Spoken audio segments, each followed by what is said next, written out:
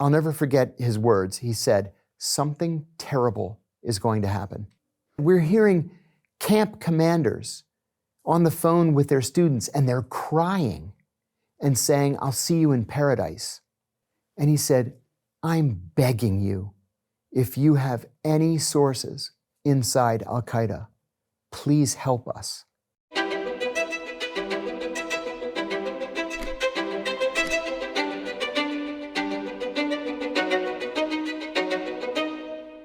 I was recruited by the CIA beginning in the late 1980s, but in a very odd way that is no longer legal.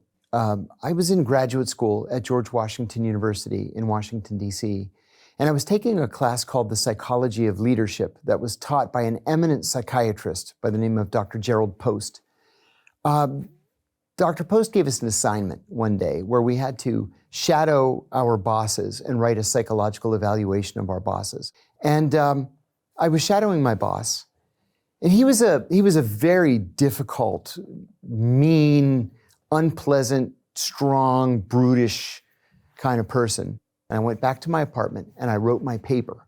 And I said that he was a sociopath with psychopathic and possibly violent tendencies. I gave Dr. Post the paper, and a week later, he gives it back to me, and he gave me an A, and underneath the A, he wrote, "Please see me after class."